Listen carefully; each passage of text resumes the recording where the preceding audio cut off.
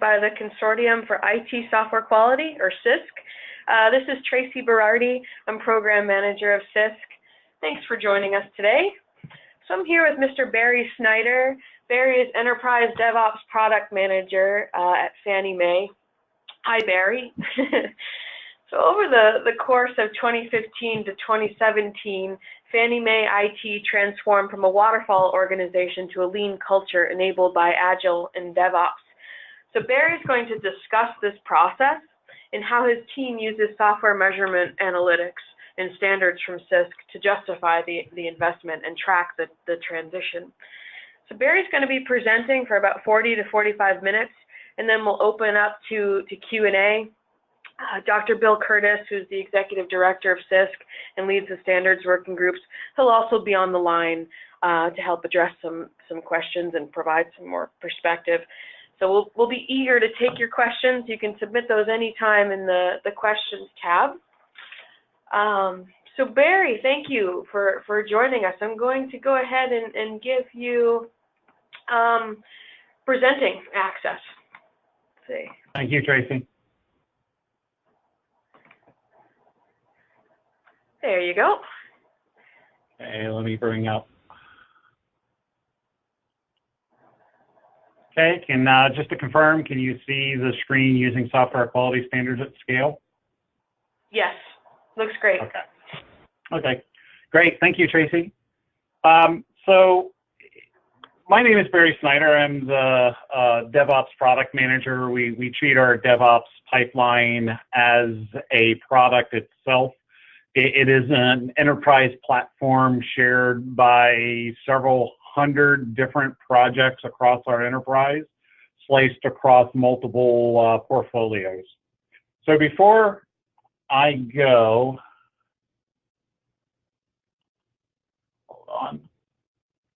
before I go into detail on this presentation, I want to talk a little bit about Fannie Mae so we kind of are all on the same page.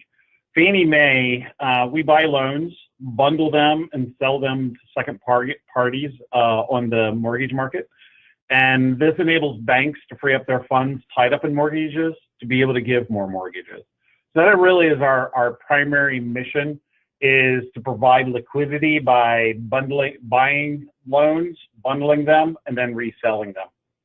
So just to kind of give an idea of the complexity we have here. So we've been around for quite a bit of time.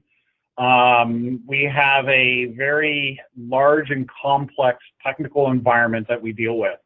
We have right now what we consider 468 applications. This is a full-blown application. And then we have a total of 1,200 software assets. That includes the 468. Because above and beyond the 468 applications are individual components that are standalone or act as a middleman between multiple applications. We have utilities, et cetera. So we have a very large number of software assets that we manage across our enterprise. So this is 9 portfolios, 6 of them are business, 3 corporate. Most of the software development is done in business.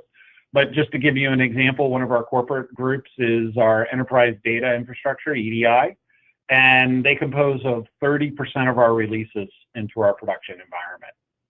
So our core technologies, and I say core, is Java, which is about 70% of our applications are built in Java.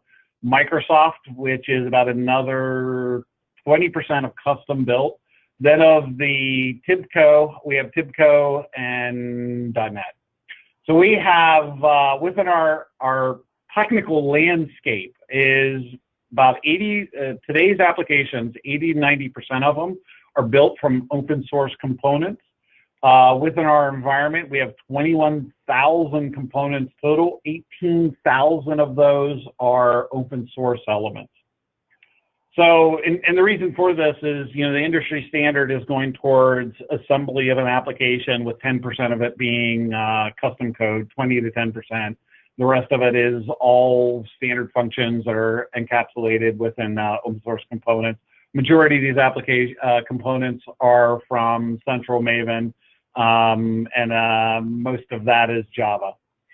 So of our applications, 55% are custom and built in-house, and that's the Java, the Microsoft.NET. And then we have 35% are COTS and 10% are software as a service. So we have a very complex environment that is also, we have on-prem servers, we have a internal private cloud, and then we also have an external private cloud using AWS. So it's not a simple environment.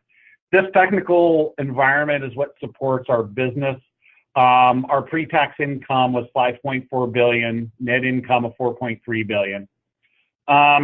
When I talk about Fannie Mae, and I came here in 2012, we are what I really consider kind of we're called a government-sponsored entity, and we're a blending of both government and commercial. So we have some of the bureaucracy that is involved, but we also have some of the drivers from commercial, which is speed and being able to keep up with the market. So I'm going to jump right to what I call the punchline of, what we saw in 2017 compared to 2012. We really achieved that goal of doing more with less with higher quality.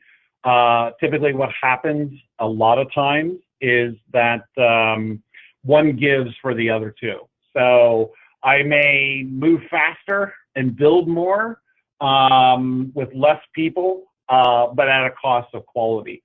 So what we did was really we measured and looked at all these items from a productivity, because we wanted to improve, being able to go faster at lower cost and with keeping our quality or driving it higher.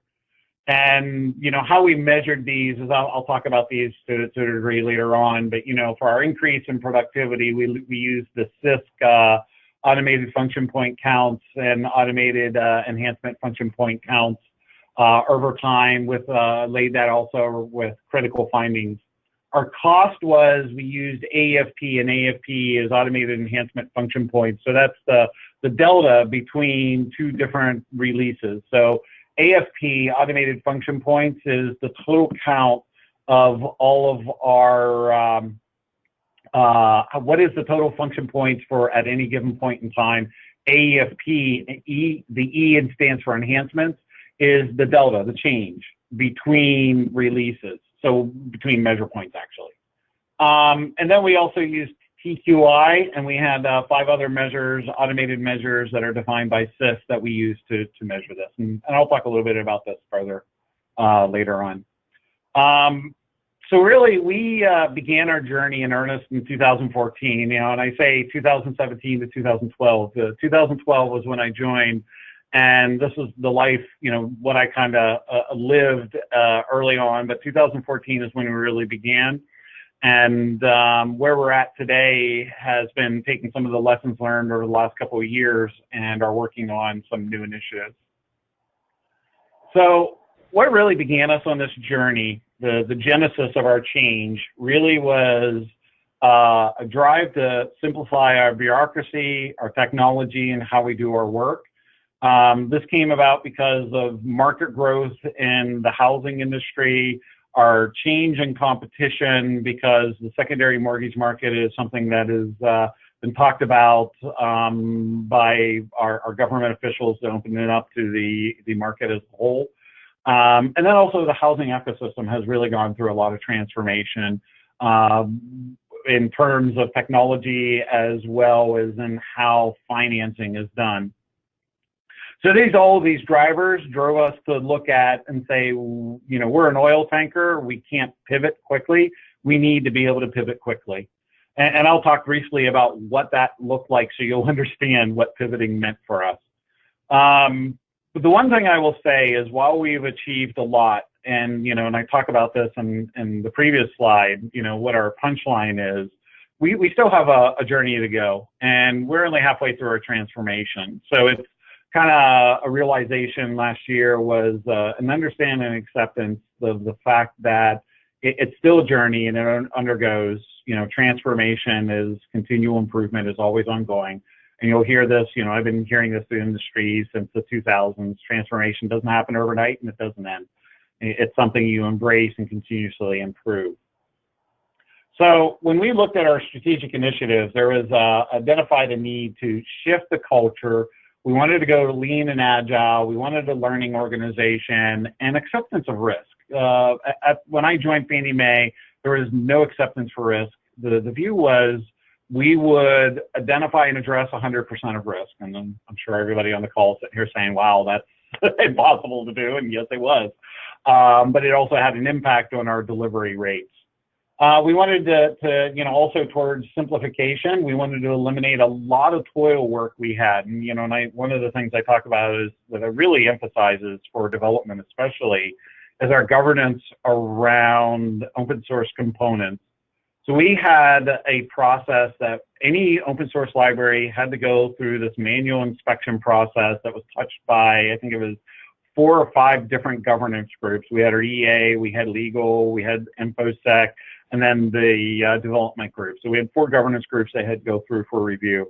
It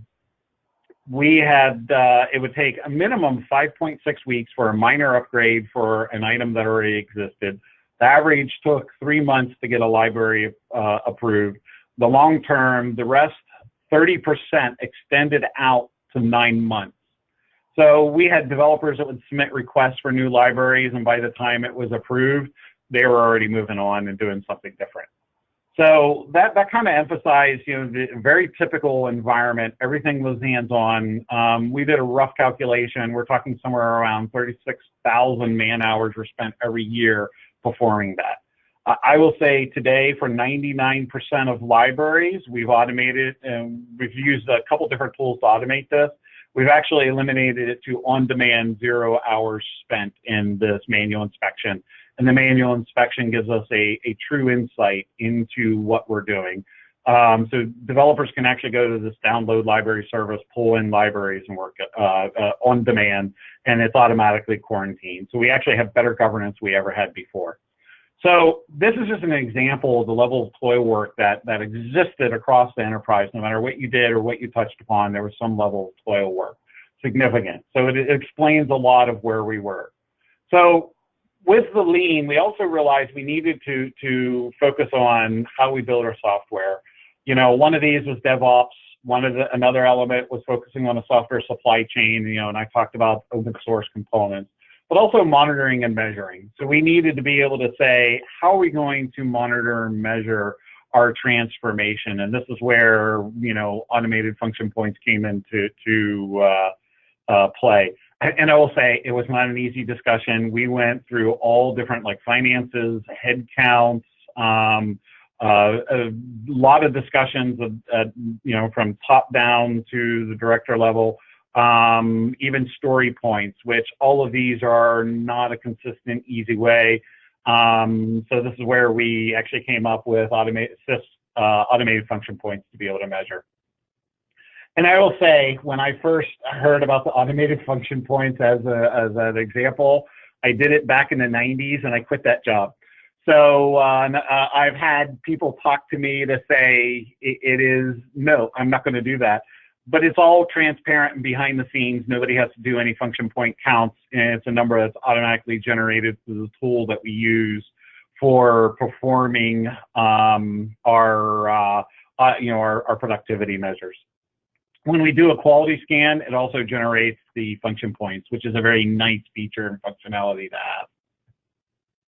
So before I dive further, this is getting a little bit into the pains that we experience. I talked about tools, which I don't have up here, but it was a lot of toil work.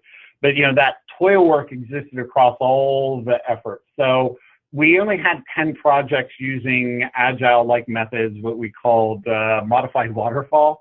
So it was waterfall with some Agile techniques applied to it. Today, we are true, we have a center of excellence that's been driving Agile practices. We manage coaches across the entire enterprise, and we are at 80% Scrum or SAFe across the enterprise, true Scrum and SAFe techniques. And the maturity levels between a 2 or a 3. We actually have about 25% that are actually pushing the border on 3 going into 4.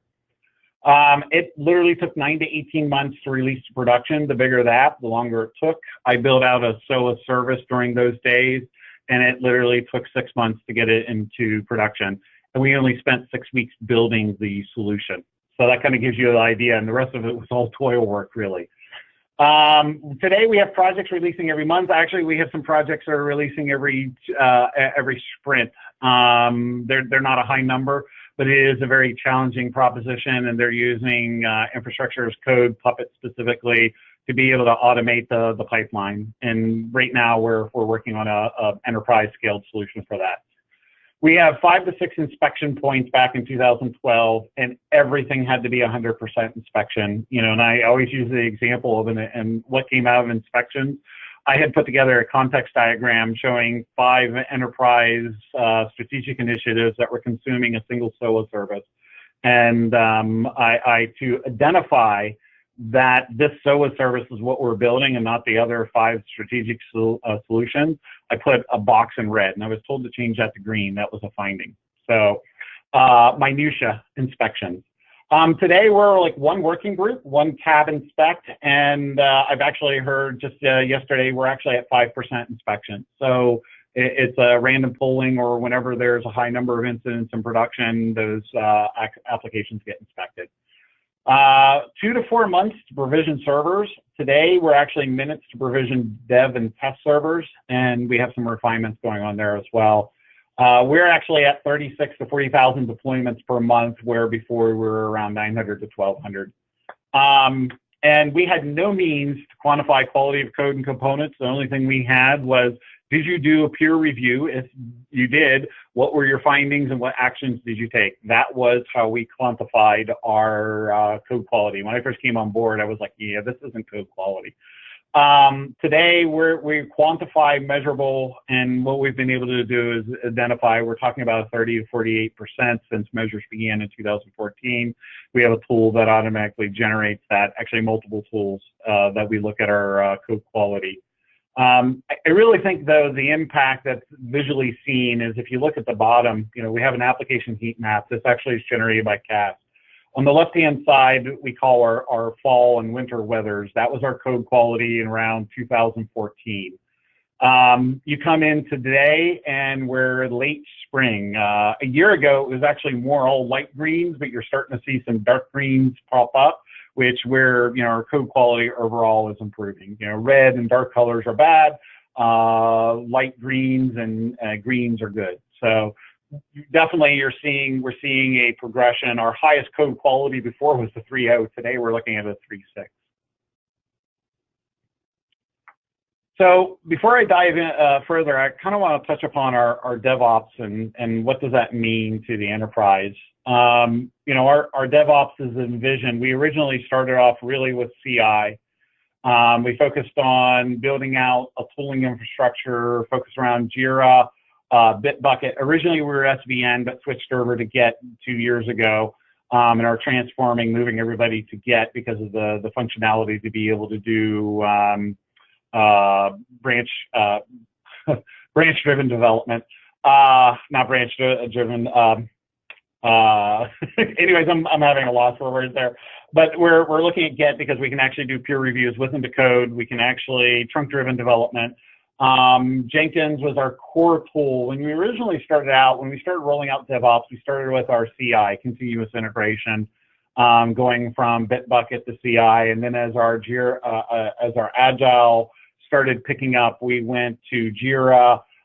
Then we realized that, you know, one of our, you know, you get into theory of constraints, one of our pieces that was slowing things down was the testing. So then test automation took off. We had a tool that we had already built out that we were using for deployment. We kept on maturing that one. Today we're going towards urban code, and we're doing some early pilots right now. What we didn't have at that point in time, and you can see there's a proliferation of tools. We have about 31 tools in play. But we also didn't have a release orchestration or deployment automation from end to end, which is what you need for if you want to get into continual delivery. Continual delivery essentially is everything's automated except for the CAB approval process. And then continuous deployment is everything's automated from end to end. So we have also baking in what we call DevOps intelligence. We actually have a data mart that we've built out that gives insight into the data. And I'll talk a little bit about that journey later on because it's very relevant to where we've gotten to today. and also baking in some AI intelligence, machine learning into our DevOps intelligence. And the reason why the AI machine learning comes into play is when you talk about 31 tools, every tool generates an event every time it's touched. So for example, I go in Jira, I move a story or update, that generates an event. Anytime I check in code or check out code or do any type of synchronization in Bitbucket, that generates an event. Every time I do a scan with code quality, whether it's during CI or if I'm doing it on with an architectural tool like with Cast, where I'm scanning structural quality, I'm doing, we have projects that are using it twice a day, and that's generating a plethora of data across it. So there's, you just take into consideration 3 of these tools, how much data is being generated. It's more than any single person can sit there and look at. And this is where we're using machine learning to be able to analyze the data. And this is kind of relevant to where we're going to next. So, I talk about this, and DevOps really is where development meets operations. So, these roles intermingle. You have operations left shifted early on in the life cycle, and development teams. You have operations that are doing development too. So you have infrastructure as code as well. It's more cultural, and this has been one of our biggest challenges. When we first started doing DevOps in 2014, we did get a lot of resistance saying, "Oh, that will never work." Even 2 years later, we had some operations people that were saying, "No, that DevOps doesn't work." But what we've achieved today, I think, speaks for itself. It's not perfect, and we still have a journey ahead of us. But it's really in the Gene Kim's book, Phoenix the Phoenix Project talks about people first. It's really about the people, and then it's about the process, and last it's about the tools. And this is where my role is really focusing on the DevOps. We have Agile COE that's also focusing on the practices around Agile that are then enabled through the DevOps tools. And my challenge as the product manager is I have 31 tools that are interconnected. We have about 60% are tied together. There's still a lot of connections we need to make across these tools, and this is where our release orchestration comes into play. Just to touch upon, I don't want to reemphasize what DevOps is not. It's not just tools or processes. It's not one tool. We have 31 tools in place. You also, because of how many tools there are, you need an orchestration piece, which is to scale it on an enterprise level. DevOps on individual projects or a small number of projects works very well without orchestration, but when you start scaling across hundreds of applications, you'll get hundreds of snowflakes, each project doing it slightly differently. And with an organization that has governance, that governance needs to be baked in and encapsulated in a way that cannot be changed. Now, I'll use an example is Equifax. So we know about open source and what happened with Equifax and the big impact. They actually had a struts library, an old struts library that actually enabled them to get hacked. Well, we have right now, 2 years ago, we started down a journey of DevSecOps. We had actually baked in a process for a set of rules that would be run against every application. And what we did was the set of rules were embedded into all the Jenkins jobs. And we have somewhere in the neighborhood of about 15,000 Jenkins jobs. So we just created a script and updated infrastructure as code. Worked out great. But then what we discovered is because we can't lock down Jenkins, individuals started going in and changing those rules. And they started changing when those rules would be launched. So that undermined the whole concept of DevSecOps. And what we realized is we needed something that would give flexibility and adaptability to project teams while having certain areas that are mandatory and required. So everybody has to do the security scans to be able to release into production. But what we've done is given them the ability to modify that. We've been on this journey for 3 years now, since 2014, actually going into 4 years now. And it's not built overnight. We're only about what I would consider about halfway through having a scaled enterprise model. And we're only going from a continuous integration to continuous delivery. So I kind of consider continuous integration as the first step. Second step would be continuous delivery.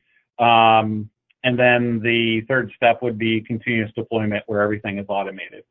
And it definitely is not a silver bullet. Like any technology, no one technology can solve a solution. This goes back to the aspect of people first, then processes, and then tools.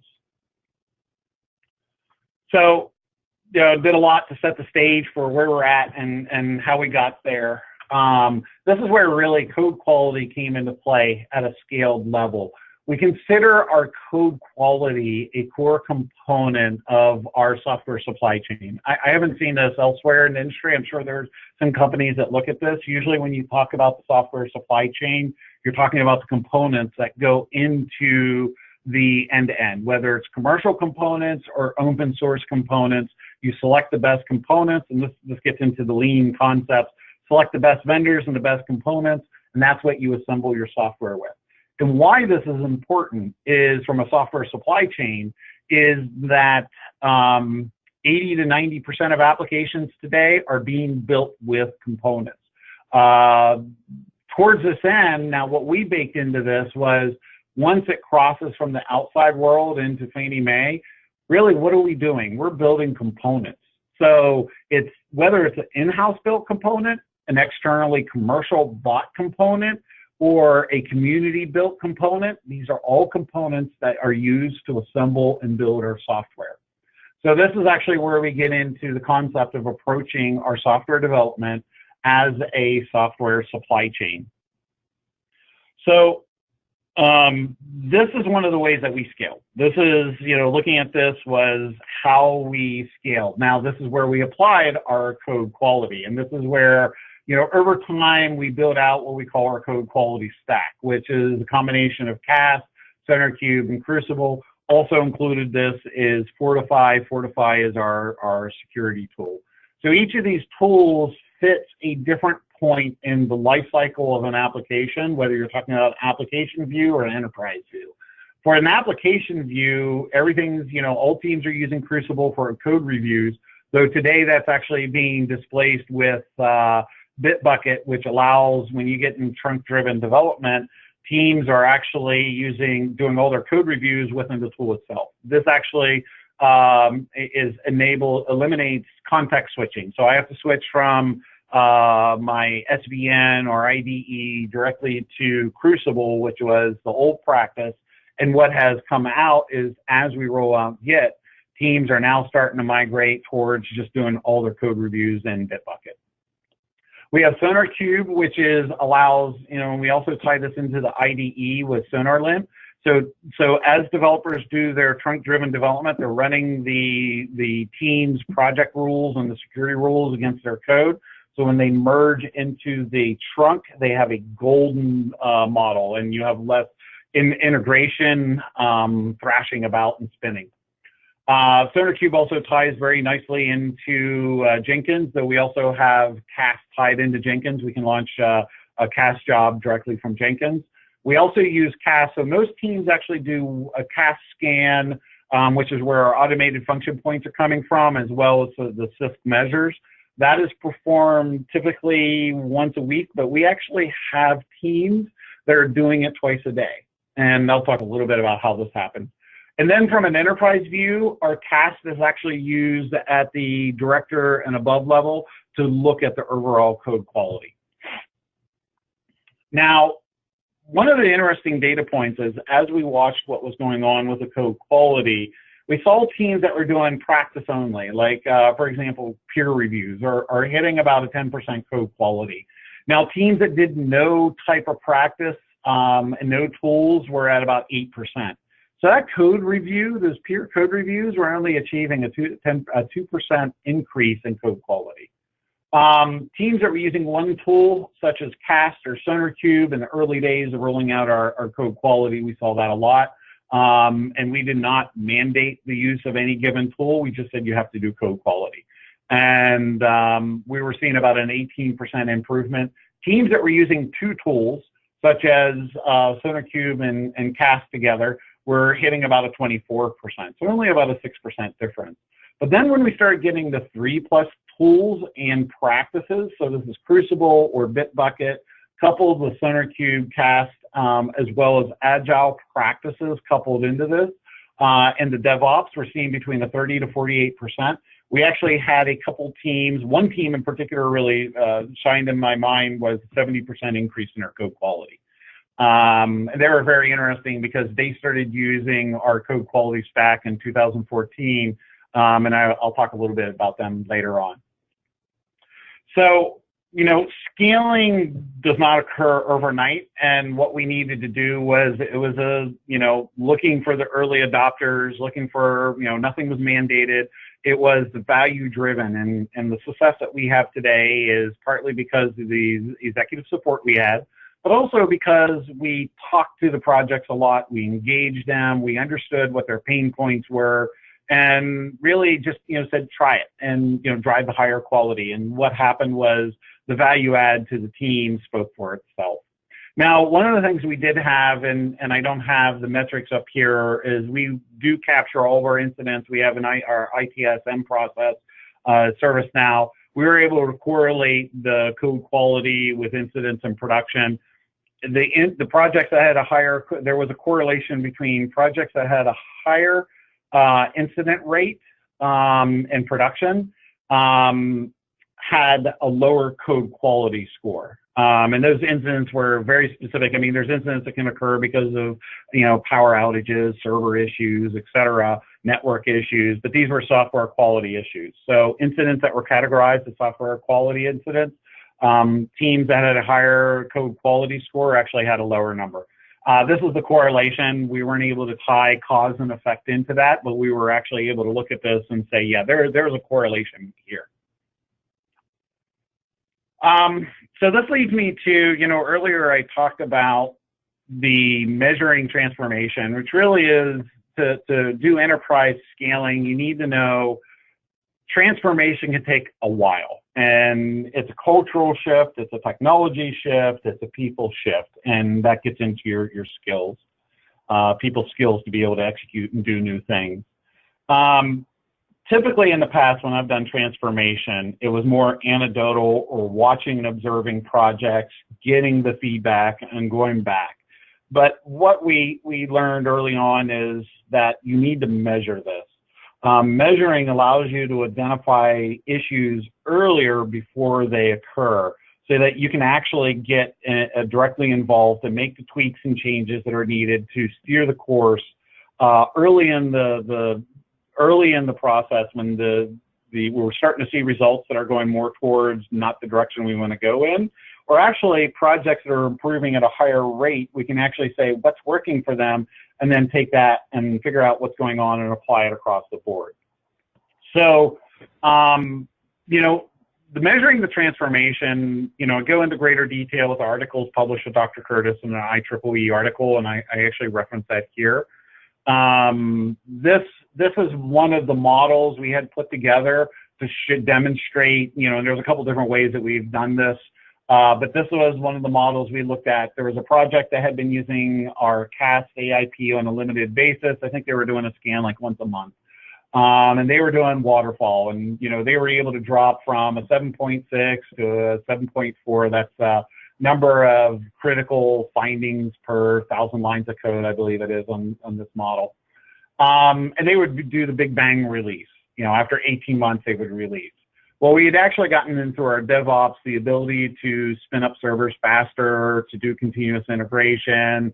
We had some agile practices embedded in this project that they were able to leverage. So they were actually able to build a little bit faster.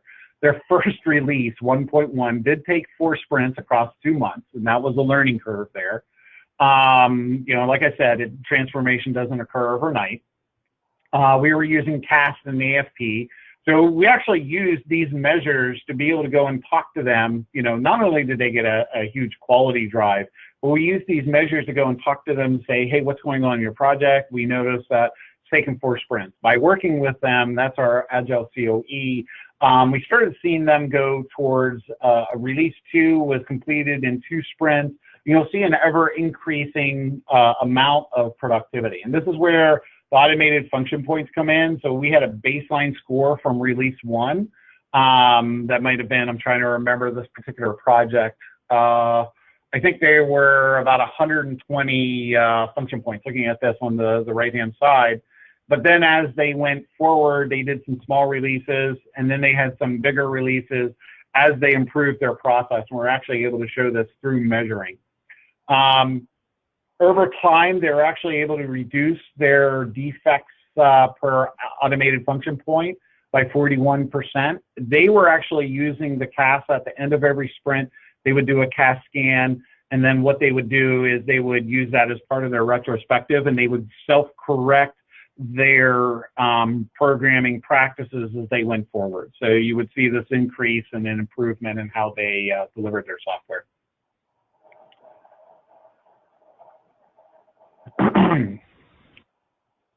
Okay, so today, this is our today is we're in a cycle of continuous improvements, and our efforts still continue today. And what we're seeing is we're kind of seeing a plateauing effect right now. We're still seeing a 10% increase. Obviously, when you start hitting a certain threshold of code quality, you're starting to get more into the trade-offs. You know, early on, as I was showing, the highest score was a 3.0. I think the median was like a 2.4, 2.6, somewhere in that range. Today, we're talking about a 3.0 median with scores as high as 3.6. And when you start getting higher, you're going to trade off, you know, performance for security, or maybe security for performance.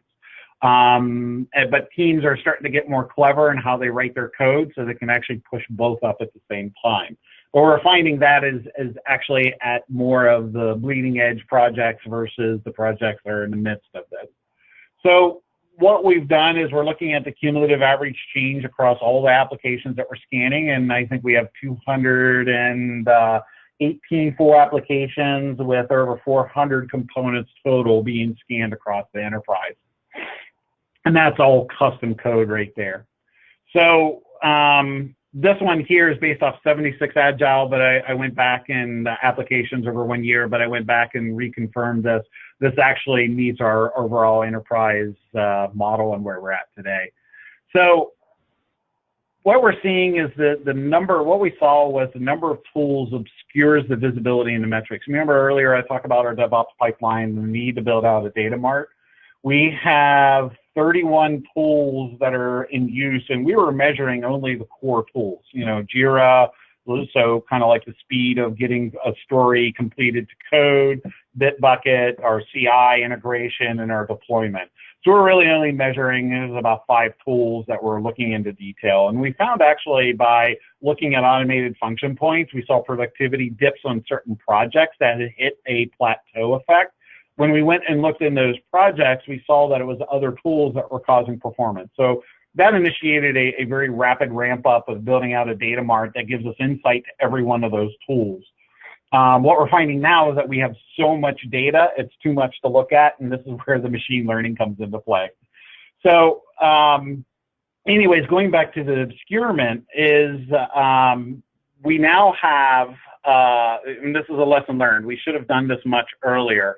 I think there were some pain points that we experienced and found out after the fact that we would have discovered much sooner if we had had a data mart built out early on, looking across all the tools. And remember, I was talking earlier is that DevOps is not just one single platform tool, it's many different tools to achieve different ends.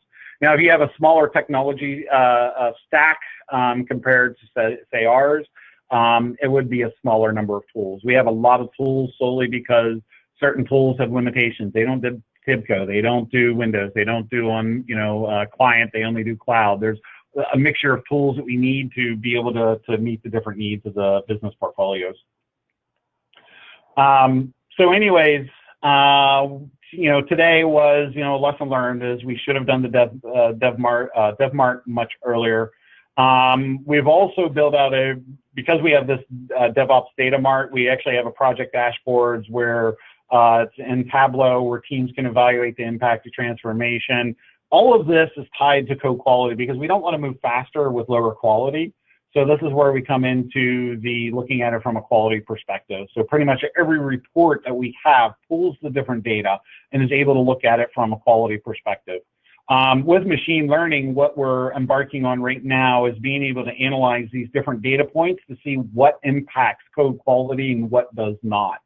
Also, and likewise, because these same measures come from the same tool, we're also looking at the automated function points as a productivity measure to be able to say, is this, are we improving productivity with this change or decreasing it? Right now, at this point in time, we're building a real-time dashboard. There's a number of tools, and we're going through evaluation and looking at, we built an internal dashboard, but we're also looking at different tools like Hygia example, but we're finding they don't quite meet our needs for what we want to achieve. So this is my last slide and wrap up, and then we'll open up for some questions here, is our lessons learned. The first lesson really is early gains. So this is an interesting one, is that we got a lot of quick, heavy lift by using some existing tools in place. We have an ingrown house deployment tool that really served, enabled us to do deployment, but because it was built upon rational tools, it had a lot of limitations. As we removed constraints before that, we came to realize that this tool was an impediment and created a lot of toil work. And this is one of the areas which we were looking at, how many deployments are we doing today? We weren't looking at how much effort went into deployment, because what was happening as teams went faster, their productivity went up, that we were able to measure with AFP. But what we found out too was, because these teams became more productive, release management teams were becoming stretched very thin, and we actually just ghosted one that actually worked through the entire Memorial Day weekend, starting Thursday night, the whole way till Monday morning was their entire a 3-day release cycle, and they had all hands on deck working towards the release throughout all the nights. So this is the level of effort it came into. And this is where I actually had said, it would have been nice to be able to look at some of these tools and look at them across the board, because we would have seen some of these items, which also gets into our measures, which I'll talk about in number 2 and 3. So what we're looking at is, if we had, we were looking at these through productivity. If we were able to look at all the tools, we would have been able to identify earlier on where our early heavy big lifts were becoming now an impediment. And older technologies within a DevOps environment will create that. So we're rectifying that matter right now.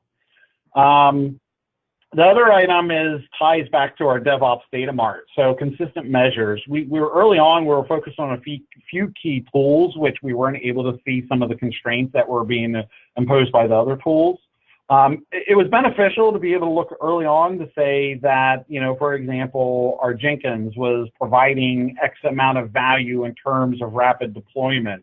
But what we didn't see is we weren't seeing the whole story end to end. And while the consistent measures are important, you need to also look at the transformation of your measures as your practices evolve. And that ties into literally the number 3 item. By not constantly changing up our measures, early on, like the first 2 years, we were looking at a lot of the same measures, introduced a few new ones, but what we weren't seeing was the overall constraints. And we were able to identify that there was constraints there by looking at productivity when it started to level off. And that's where we started saying, oh, wait a minute, what's going on here? Quality was still going up, but the productivity was leveling off. And we thought it was maturation of the teams. But when we started looking at the different tools and started diving into some of the events, that's actually when we realized what happened.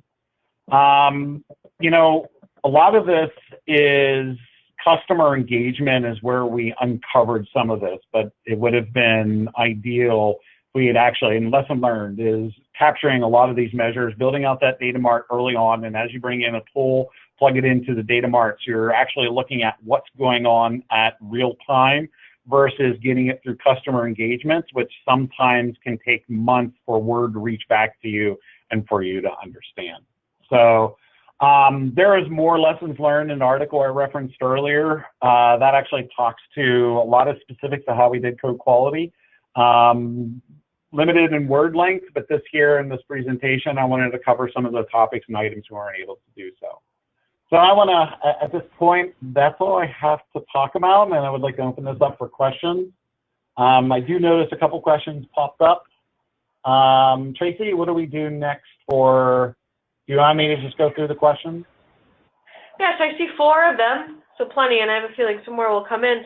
First question, Barry, quick question. I noticed your percent improvement by health factor. Curious, how do you manage excluding rules/objects in your portfolio? Do you allow them to exclude? Are these scores truly reflective of coding fixes versus masking issues with exclusions? Thanks. So, yeah, Rich, it's a very interesting question and one that we've struggled with. So there is, I've heard different approaches done in terms of the code quality. We have tried to avoid mandate and have really focused on the carrot. So it's interesting is when you look at CenterCube, and I see CenterCube as an early development. So CenterCube fits the role of a project team that has specific coding practices that they want to enforce. And that's really where we see the CenterCube coming into play. CAST itself has some pretty stable rules. Now, the feedback we've gotten on the CAST is that it's not current. I think it takes a year or 2 to get certain rules uploaded. And one of the drawbacks of the tool that we found as well is that updating a rule, you have to roll out across all the other projects, which is a very labor-intensive approach. At this point, as the product manager, I deprioritized that and said, you know what, while they're not the most current, yesterday's practice, they're still within the ballpark of being within a few years. We allow teams, we don't put rules around exclusions, but what we do is we generate reports, and this is included within the tool, but we enhance those reports through our data mart, is teams that are excluding more than what's going on. Now, we've had teams come to us, and we see it as an education. And the one thing we found is about 90% of the projects will do the right thing. They don't do a lot of exclusions. They just exclude rules that are not applicable.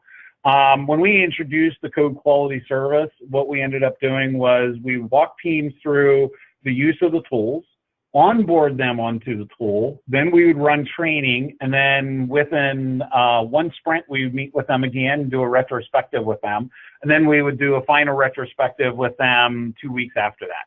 So, and then we would decouple, and then we had a service desk where they reach out to us. And a lot of this was to educate them on how to go about this.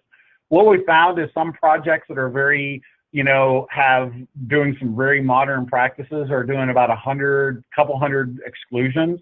We only saw, I think, 2 projects that had exclusions in the thousands. And what we ended up doing was escalating that up through the channels to say, hey, you might want to talk to this project. We had one project reach out to us and say, hey, I want to exclude all these. And we said, why? And they're like, well, I don't want these to go to my management and then get dinged. This is the one-time thing I saw.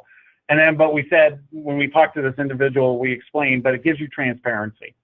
And if you don't have that transparency, what will happen in a year, someone's going to come back and say, where did all this technical debt come from? Because if you obscure your findings that are, not false positives, they're true positives, then you're obscuring technical debt. And then when you go and ask for the dollars for that technical debt, you're going to get turned down.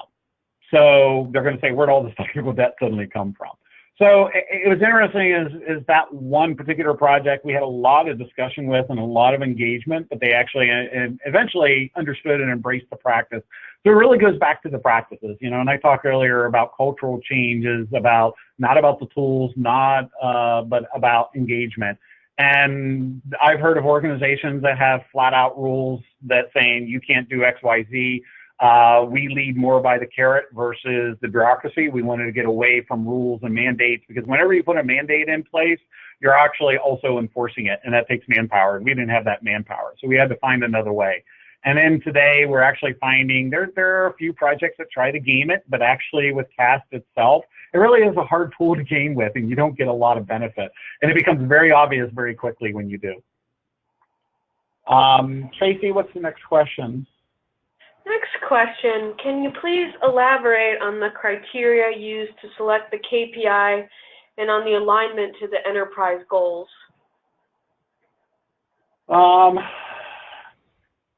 That actually is, so the KPI, We actually, I can't say that we've actually gone out and identified KPI. We're right now in the process of implementing OKRs as a way, objective key results, as a way to drive our building out a solution. Our enterprise has, typically what would happen is at the top, our CEO and the management committee would set up goals. We're actually overseen by FHFA. FHFA would say, this is what we need from you. Today, it's actually more driven from the management committee. But when we had a lot of stuff that we need to achieve, like, for example, they wanted insight to all vulnerabilities in our production environment. That drove what metrics that we needed to go through and select. Which actually, in looking at this in hindsight, goes back. I talked about obscuring some of our measures and tools. That's why we measured certain tools, because FHFA, who oversaw Fannie Mae, and drove a lot of what we did, we had to either prove to them that what we're doing is adding value and transformation, or they were saying, hey, we need you to show us this. And then we would go out and look at it. Looking at it in hindsight, I think we should have done double duty on that, not just meeting their needs, but also looking at it from all the tools to go back with greater detail. And it's hindsight's 2020. But definitely a lesson learned. So we didn't use, our criteria used really was dictated to us. Show us this measure that is driving value across the enterprise goals, and then how that lined up was done at the executive level, the C level. Thanks, Barry. A couple of questions here from our friend Girish Seshagiri at ISHP. CISQ measures are great. Do you also track production defects and releases over time, as well as technical debt? And is there any way to measure reduction in toil, or put another way, joy in work? I like that, actually. I'm gonna steal that and use that, joy in work. We have, we're not just solely CISQ measures. CISQ measures were just one part of the equation, and it actually just made me realize that I need to highlight in here. I kind of see it as there's a series of measures that we look at. We do use ITSM, idle standards for everything in production. There is also, we have an in-house built risk framework that really kind of gets to our, it's not true technical debt, but technical debt is input into that. So every application has a risk threshold applied to it. That's financially driven, technology driven, business driven. It has all these different elements that feed into it, quality driven, production, usage. That actually is a big factor, and that's one of the items that we use as our selection criteria for the early adopters of our code quality practice. We really focused on early on. I think there were a total of, MHA had dictated that there were 30 applications that they wanted to address, and then on top of that, I think we added another 21. So in our first year, we had onboarded 51 applications. And I think there was a couple that self-selected themselves that wanted to be onboarded, and we had bandwidth, so we onboarded them. That was really our initial driver for what we did. And some of these were, and I talk about this risk threshold because there was a single number that pulled in a number of different factors from all across the enterprise. Investment, that became a factor. What's the investment? There was a dollar per person on, threshold attached to each of the projects. That was actually one of the criteria. I also used projects that were considered a very high cost, were looked at for improvement and becoming more lean. So that actually became one of the areas where we also looked at from a quality perspective. Because if they're going to go faster with less, we didn't want their quality to go down. Not a easy question to answer. So and then measure reduction in toil, or put it another way, joy in work. We actually, that's kind of interesting, is we haven't got into that, but you triggered some ideas in terms of how we could use automated function points for that. To be able to say, because we do a lot of manual measures, we establish a baseline. We're looking at a tool, a value stream management, VSM, via a value stream model, to be able to look at lead times and wait times. That is actually one of the ways we started embarking on that last year. That was another methodology I wish we had adopted earlier on, because that really gets to looking at a lot of toil work, getting rid of lead and wait times, and then also where do you have a lot of busy work? So where can you add value to a given activity? And that actually is going to be fueled from our data mart. So this all kind of ties together. But I do like the joy in work. But I could actually see us aligning that with AFPs to say less toil work, higher productivity. And, you know, as having been an old hat development, a retired developer, so to speak, the one thing I like, I don't like doing the toil work. I don't like having to wait weeks to be able to get a server to submit a ticket only to have it rejected the last day of a 10-day SLA and then have to resubmit it. And we still experience that today. Those are very frustrating for a developer who just wants to write code.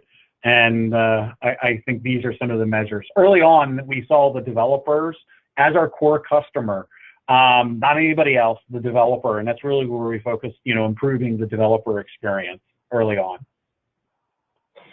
Barry, how were you able to get early buy-in from senior management, as I'm assuming that there was a need for investment and additional expense up front? So this is multi-front. Early on in the day of DevOps, you know, I talked about the slide early on where we showed our strategic initiative. It was one of those perfect storms in the market. You know, Fannie Mae got slammed in the 2000s for a number of different activities, and rightfully so. We wanted to course correct and show, you know, we're an ethical organization that cares about the customer and mortgage market. So we had to change how we were doing things. We also had to become better at software development. So our upper level management realized that we were oil tanker, and for us to get better, we need to invest. So the Simplify project looked at ways, you know, and it was an open organizational initiative where anybody could submit any idea for improving something, and anybody from the lowest level to the highest level could submit ideas. So towards this end, you know, funding was freed up from other initiatives through Simplify that were then able to invest in other initiatives that took longer and more investment to get there. Another element of this too is to show the value. So after 2014, we had what we called a lighthouse project, and now we actually have a lighthouse project for any new initiative or new item that we're doing. We have a lighthouse project that actually measures. So we have a baseline measure, and then we measure after we've implemented a new process or technology to show here's the value delivered. And then we use that to go back to ask for the dollars, to say, you know, right now we're doing a release orchestration pipeline, and we're measuring the value add of getting a story from funded idea to working code and production, which is how we look at our pipeline. And then we look at, you know, we have a baseline of how long it takes, 77 days for the average Agile project today. We're shaving off a good portion of that, and we can go back and say, this is the dollar cost, this is the value add. So really it's having a lighthouse project that you have a baseline that you can measure throughout, and this is also where the data mart comes into play. Excellent, and I think you just addressed one of the other questions that was in the queue. I think we have time for one more. I like this one. How can you tell when teams are gaming the system? Are there certain patterns or trend lines or metric scores that give this away? Actually, you know, that's a very interesting question. It's the number of exclusions. So what we saw is we were doing constant. So I have a service manager who was driving the delivery of the code quality service, which was practices plus tools, and then skills, which is what we taught. He kept an eye on what was going on, and what we noticed as a trending is most projects that we're doing using the tool very seriously, we're seeing a couple hundred exclusions across the board. Now, as a side note, a good portion of those exclusions were some of those exclusions, or a portion of those exclusions, were because of how we have technology implemented in Fannie Mae does not match industry standard, which is a story for another day. But so we knew that, you know, there was an average number. You'll start to see a pattern of the number of exclusions, and then when you see projects suddenly spike in exclusions, like there was 2 projects that were in the thousands, and we're like, okay, this seems kind of fishy. So one of them actually was completely legitimate. We met with them, we talked, say, hey, we noticed a lot of exclusions, we just want to understand what's going on. We approached it as a very open book to understand. The other one became very obvious because they avoided meeting with us. And then we started looking in detail at their exclusions, and we have a very senior developer came in, and he looked at it, and he looked at their code because we had access to it, and said, yeah, there's a lot of items, they're gaming it. Those are the ones that we then, were able to escalate.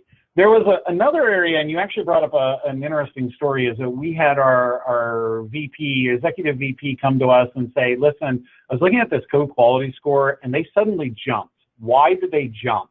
It seems to me that they did some stuff that would, game the system. When we actually went and looked at the project, they actually had, what they had done was they had changed mid-stride through the project. It wasn't a gaming, actually. What it was they switched from a lot of custom code. They dumped a lot of custom code for open source components. And the interesting data point that we found, most open source components actually have a better code quality score than in-house built components. So it was kind of an interesting data point that we took, and this actually further drove using more components. When we went to the executive VP this a couple of years ago, then they actually became more accepting and say, hey, let's use more open source because we can build faster with a higher quality. We also saw some projects, and this is further reinforced because there were projects who did not want to scan third-party code that they didn't write. And projects, and we left this up to the projects to decide, but after seeing, we monitored this for about 6 months or so, I think it was, until we made a decision and a recommendation to the team that you're better off to scan everything.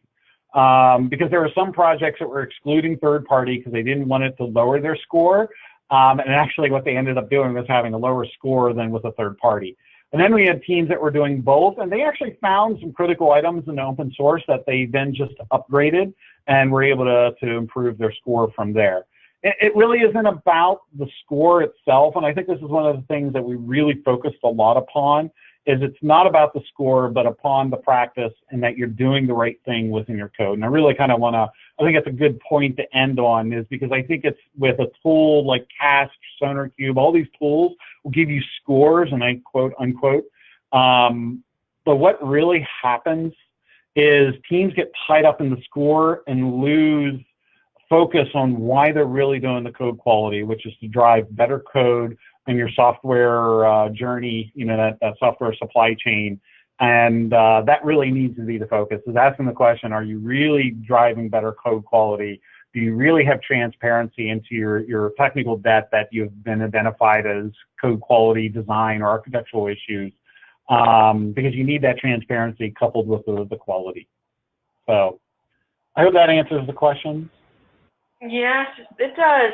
And we have just a few here, but maybe I can sync up with you, Barry, afterwards, and Dr. Curtis, and we could ship responses to the couple that are in the queue. So I'm cognizant too of your time, and thank you again for joining us today, and for everyone who tuned in. Appreciate your time, and Barry, I hope to see you again soon. Thank you. My pleasure. Have a good day.